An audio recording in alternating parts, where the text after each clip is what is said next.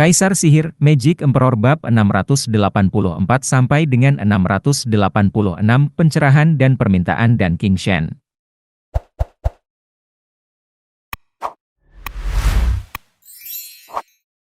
Dalam pertarungan domain jiwa apapun, setiap domain saling bentrok untuk mendapatkan supremasi.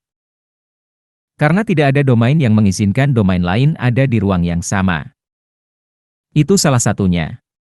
Ketika domainnya jatuh, begitu pula jiwanya. Namun, baru saja, Yanmo menggunakan api yin yang untuk menyerang domain kejelasan Wu Qingqiu. Yang terakhir ini tidak bertemu dengan kekuatan yang setara dan malah mengambil kekuatan itu untuk dirinya sendiri. Itu adalah efek yang sama yang digunakan oleh Demon Transformation Art. Zuo Fen mengingat pengalaman pahit di Lightning Canyon. Bahkan dengan menggunakan api biru untuk melindungi dirinya sendiri, dia masih memiliki petir ungu yang bersembunyi jauh di dalam dirinya. Untuk menyerap petir ungu ini melalui seni transformasi iblis, dia harus menggunakan telur Kiao Er sebagai medianya. Karena itu berhasil sekali, mungkin itu akan berhasil melawan Yelin? Tidak peduli betapa menakjubkannya api emas yang menipis itu. Tidak mungkin ia bisa mengalahkan petir ungu dari Lightning Canyon. Dia tidak ingin menghalangi kekuatan itu, melainkan mengambilnya dan menjadikannya miliknya. Hihihi, bukankah ini alasan yang sama saya memilih metode kultivasi? Bagaimana aku bisa melupakannya? Namun, ini hanyalah dugaan saja. Untuk mendapatkan bukti kuat, dia perlu melakukan beberapa tes. Terakhir kali adalah susunan statis yang meluncurkan serangan otomatis saat dia menghadapi manusia hidup yang dapat mengubah serangannya kapan saja. Pencerahan ini bertindak sebagai pengingat.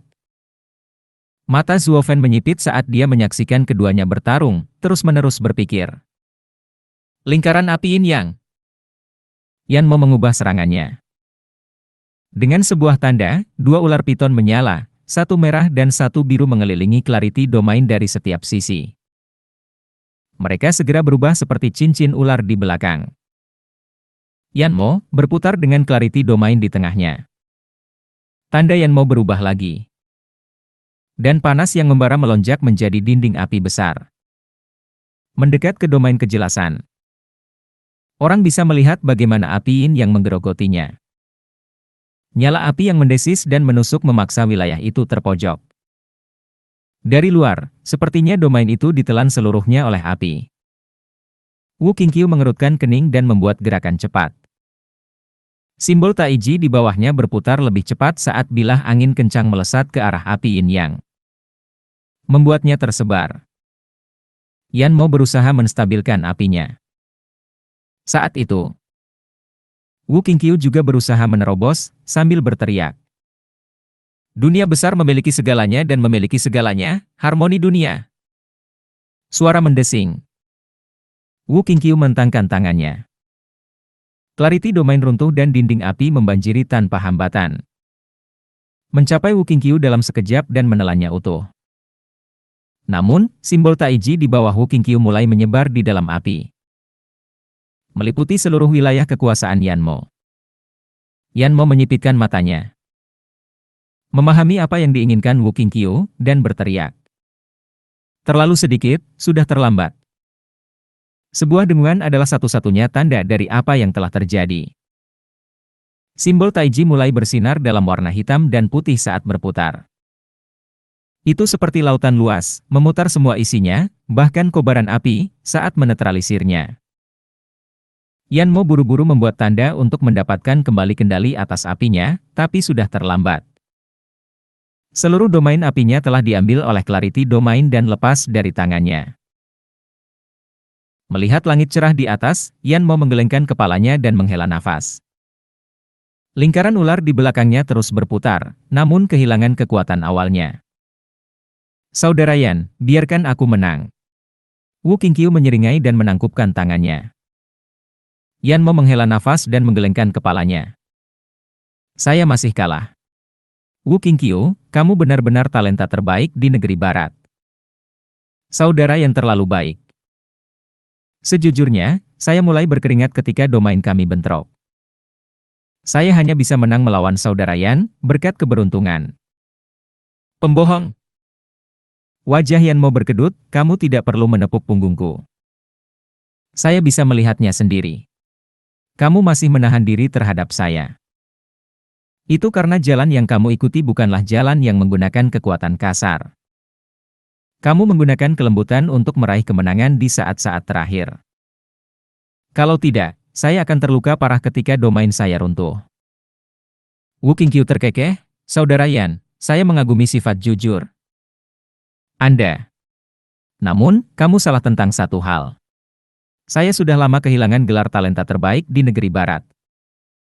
Wu Qingqiu menoleh ke Yelin, lalu ke Zhuo Fen, aku hanya bertanya-tanya siapa di antara keduanya. Mereka berdua menempuh jalur kekuasaan, tidak menunjukkan belas kasihan.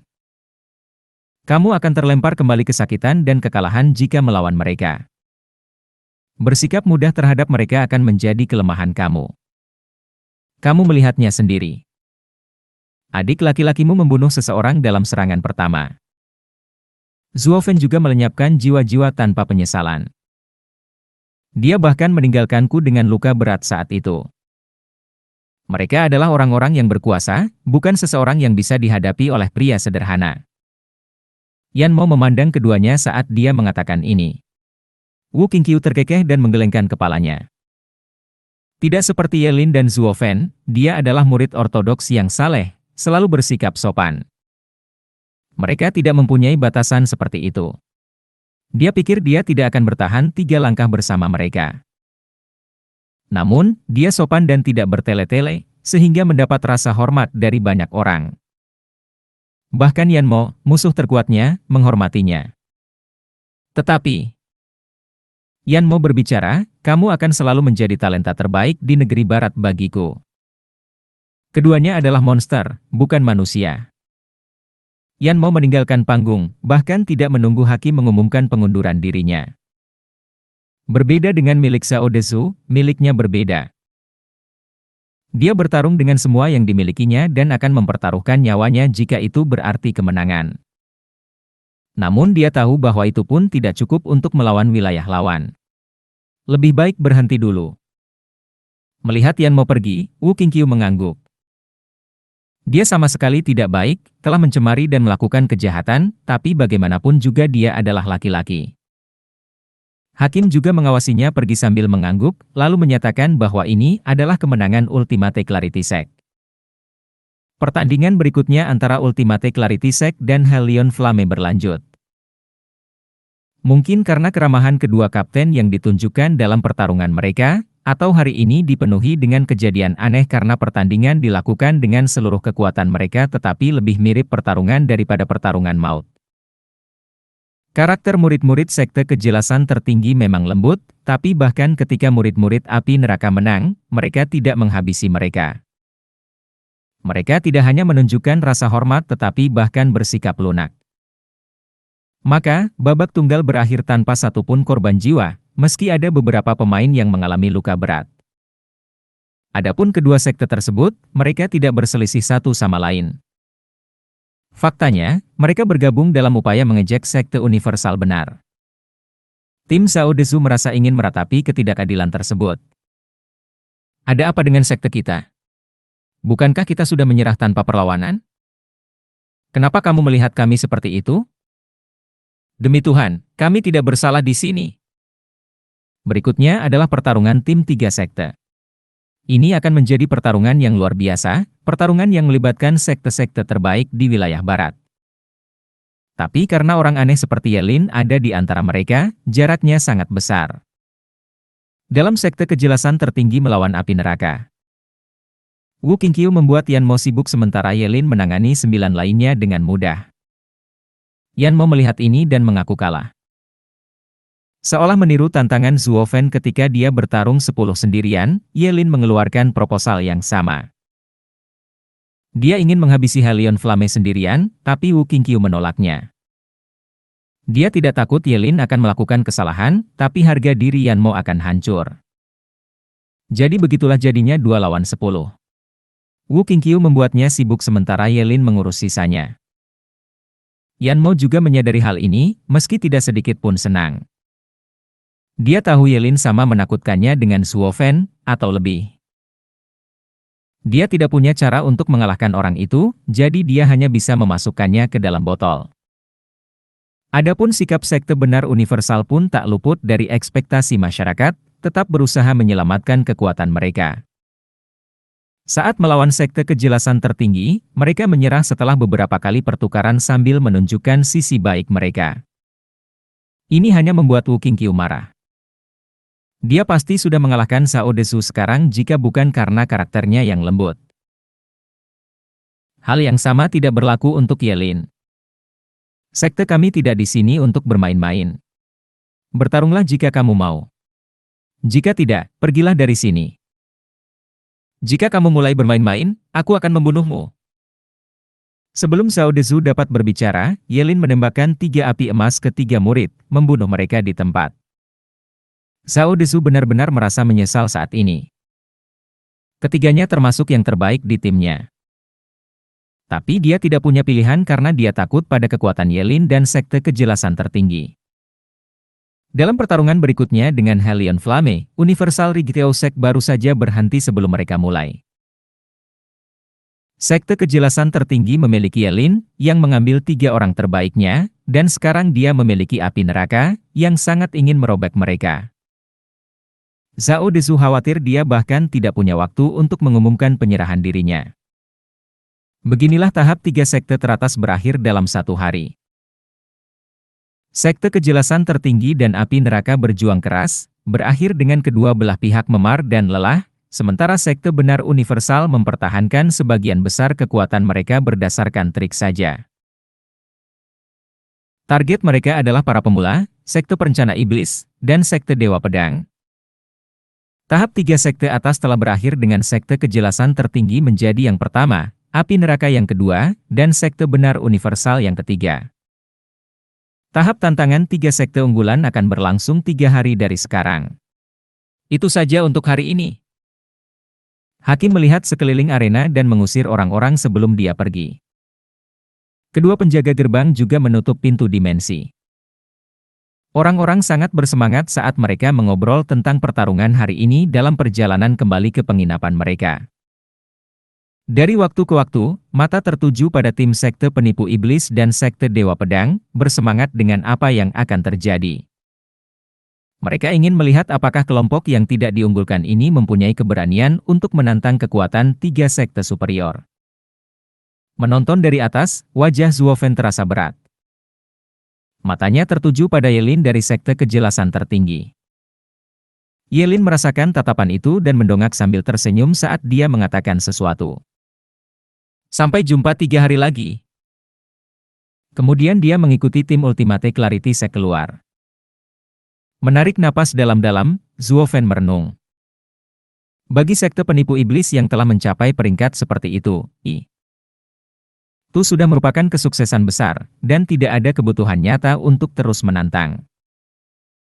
Yelin juga merupakan orang yang aneh, memiliki binatang suci leluhur naga penghancur. Dengan dia di sini, tentu saja, alkimia dan susunan Yelin tidak kalah dengan Zuo Fan. Dia akan menjadi orang aneh bahkan di tempat suci.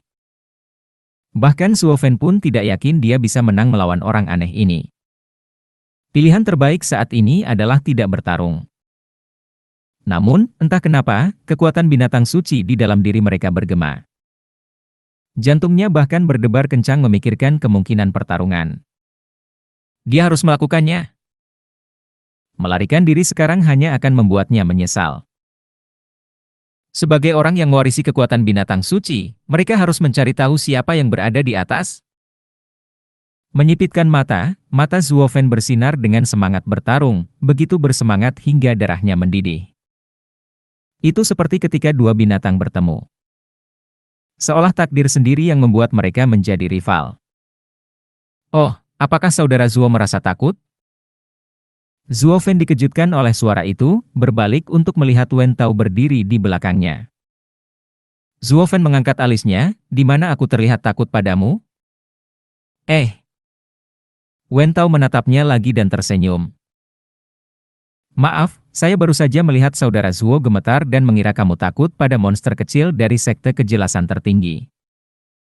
Sekarang saya melihat bahwa saudara Zuo tidak merasa takut tetapi gembira. Hahaha, bagus sekali. Terlepas dari hasilnya, bertarung sekuat tenaga melawan seorang ahli sejati adalah sebuah keberuntungan bagi seorang pria. Ini akan sangat membantu dalam memahami jalan seseorang. Berbeda dengan kami, saya khawatir kami harus menghentikan pertikaian di sini. Memalukan. Zuo Fen memandangnya dengan aneh dan mengerutkan kening. Kamu adalah kepala 3 sekte tengah. Kamu sudah tahu alasannya. Saat kamu bersikap santai saat itu, jiwa kami terluka parah. Bahkan dengan beberapa pil ajaib, kita masih membutuhkan lebih dari 1 tahun untuk sembuh. Wen Tao menggelengkan kepalanya sambil tersenyum pahit, masih agak tidak puas dengan hasilnya. Zuo Fen tahu bahwa mereka juga ingin menantang 3 sekte teratas, tetapi mereka telah mengerahkan seluruh kemampuan mereka di tahap tantangan 3 sekte tengah dan mengalami luka parah. Mereka tidak punya apapun untuk ditawarkan melawan 3 sekte teratas. Melihat kekuatan besar mereka, mereka siap menantang 3 sekte atas. Namun sebelum mereka bisa melakukannya, mereka tahu bahwa mereka harus mundur, sehingga menimbulkan kekecewaan. Meski begitu, mereka tidak segan-segan berusaha sekuat tenaga dalam tahap tantangan 3 sekte tengah. Target dan prinsip mereka berbenturan, dan berpegang teguh pada pedang mereka adalah hal yang mengagumkan. Zuo Fen menghela nafas, sungguh memalukan bagi sekte Dewa Pedang. Hahaha, tidak ada yang buruk dari hal itu karena kita kalah dalam pertarungan langsung. Kami menerima kekalahan dan tahu bahwa kami tidak cukup kuat. Wen Tao tertawa, lalu menatap mata Zuo Fen. Saudara Zuo, tidak ada seorang pun yang pernah naik ke posisi 3 sekte unggul dalam ribuan tahun. Kita tidak bisa lagi menggoyahkan mereka. Sekarang terserah kalian. Hahaha, aku datang hanya untuk menyemangatimu dan tidak goyah meski memiliki kekuatan Yelin. Dengan mengundurkan diri, kamu hanya akan mempersulit pencapaian tujuan kamu di masa depan. Para penggarap, di negeri tempat mereka mengejar Dao, setiap langkah harus diambil tanpa ragu-ragu. Zuo Fen tersenyum dan mengangguk dengan sungguh-sungguh, terima kasih atas kata-kata bijaknya. Saya yakin saudara Zuo mengetahui hal ini lebih baik daripada saya. Saya datang hanya untuk ngobrol, hahaha. Mungkin hal itu tidak diperlukan. Wen Tao melambai dan pergi sambil tersenyum. Melihat sosok sopan itu pergi, Zuo Fen tersenyum. Dia tahu bahwa Yelin menantang Zuo Fen dan datang untuk menyemangatinya. Meskipun tidak perlu, Zuo Fen masih merasa senang karenanya. Meskipun dia juga tidak terlalu percaya pada kesuksesannya. Suara mendesing. Saat itu, sosok hitam melintas di depannya dan dibawa pergi tanpa mampu melakukan perlawanan apapun. Ketika ia berhasil bangkit lagi, ia mendapati dirinya menghadapi atlet terbaik di wilayah barat, Dan King Shen. Hanya saja kali ini, dia terlihat sangat gelap dan marah. Hati Zuo Fen membeku, dan keringat mengucur dari kulit kepalanya. Apa-apaan? Tidak mungkin dia tahu akulah yang mengambil senjata suci itu. Dia tidak bisa berada di sini untuk itu. Merasa sangat tidak berdaya melawan Dan King Shen, hati Zuo Fen dipenuhi kegelisahan. Membunuhnya sama seperti membunuh seekor ayam. Hanya diperlukan sekejap. Zuo Fen menjadi cemas, meskipun dia berhasil menjaga wajahnya tetap lurus saat dia bertanya, "Senior, kenapa kamu lagi? Mengapa kamu menangkapku kali ini?"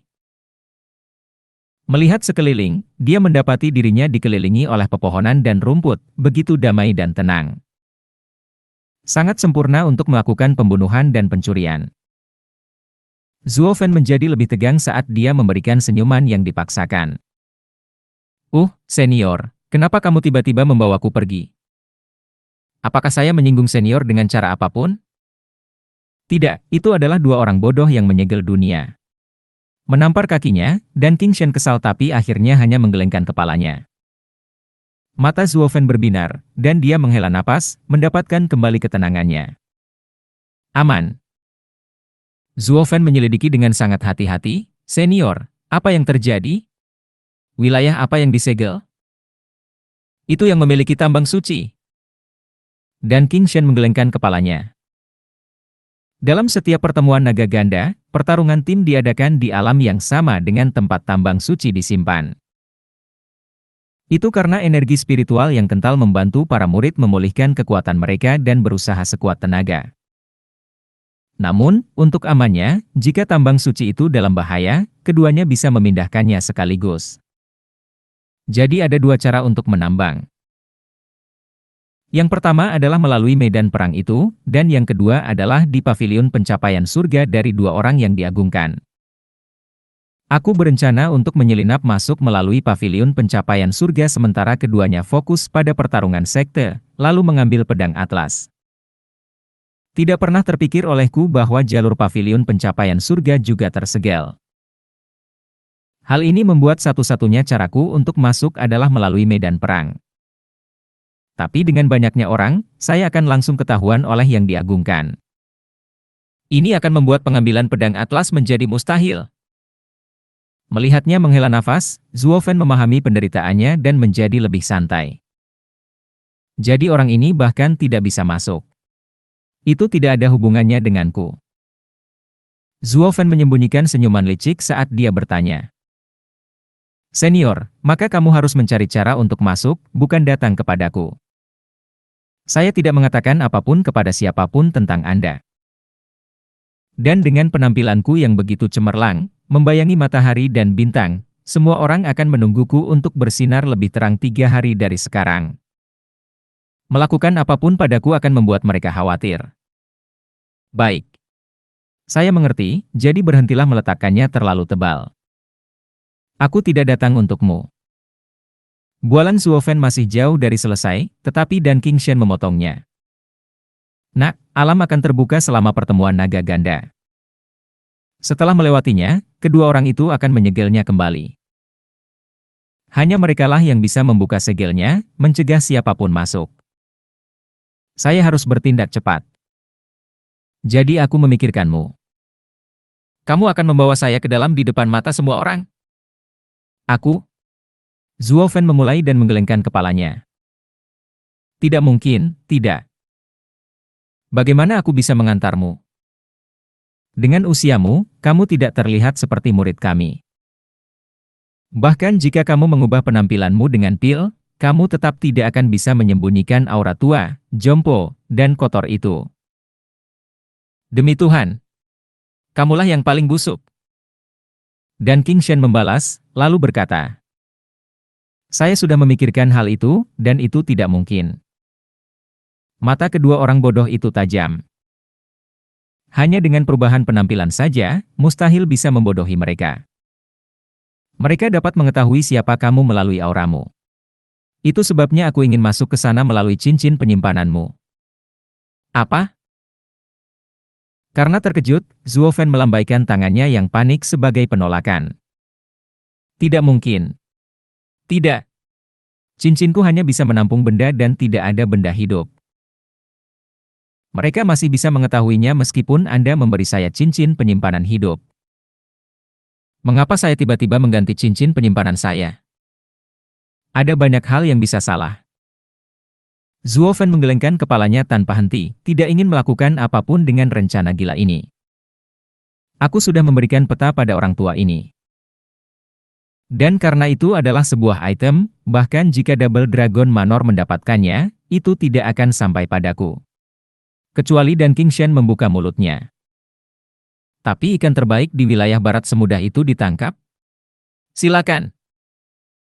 Jadi Zuofen membantunya tanpa khawatir dan melepaskannya karena dia memegang barang berharga yang sama. Namun sekarang, ini sangat berbeda.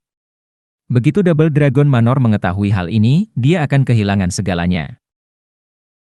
Tidak masuk akal untuk mengambil risiko apapun. Jadi Zuofen melakukan semua yang dia bisa untuk membawa orang tua bodoh ini sejauh mungkin. Yang terbaik adalah jika mereka tidak pernah berbicara lagi. Nak, sebagai pemimpin tim, meskipun berasal dari sekte terbawah 3, siapa yang percaya kamu memiliki cincin penyimpanan yang begitu lemah? Menurutmu untuk apa aku, anak berusia 3 tahun?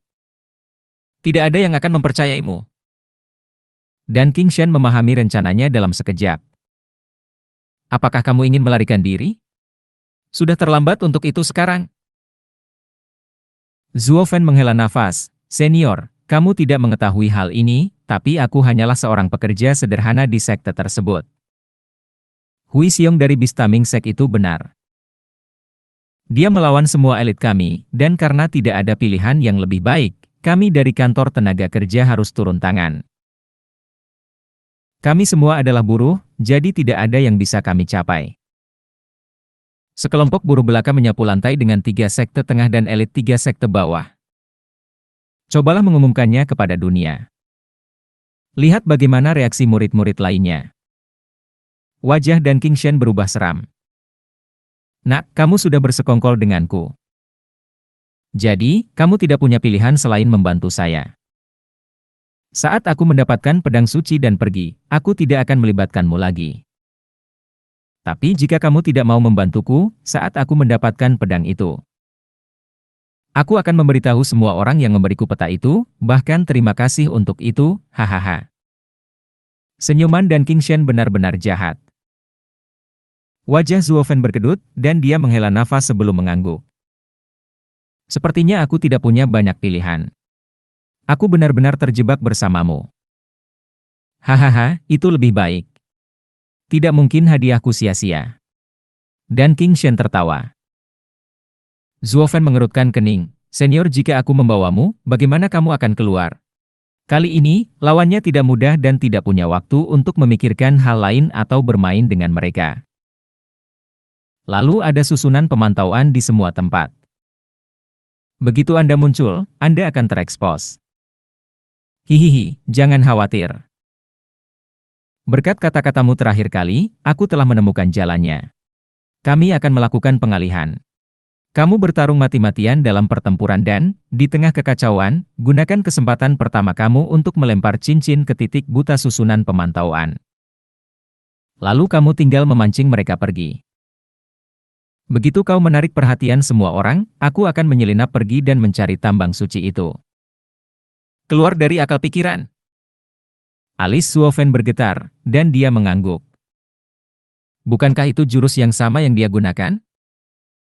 Kemudian lagi, karena berhasil sekali, seharusnya dapat berfungsi lagi. Meskipun mata Zuo Fan berkeliaran sambil berpikir, memasang tatapan berat. Hanya saja, senior, kamu harus tahu bahwa aku pernah mengalahkan Yan Mo. Murid 9 sekte mudah untuk dihadapi, kecuali 1. Maksudmu Yelin? Dan Qingshan sudah menebak apa yang ingin dia katakan. Zuo Fan mengangguk, senior, Yelin melampaui apa yang kuharapkan dan bahkan membuatku merasa gagal. Jika saya melempar cincin itu terlalu cepat, Yang Mulia pasti akan menganggapnya aneh. Hanya ketika saya melawan Yelin akan terlihat seperti kecelakaan ketika saya melemparkannya. Membuat alasan lagi, nah, kamu sungguh licik. Mata Dan Qingshan berbinar. Faktanya, dia sudah tahu bahwa di Istana Naga Ganda, tindakan siapapun berada di bawah pengawasan Naga Ganda yang mulia.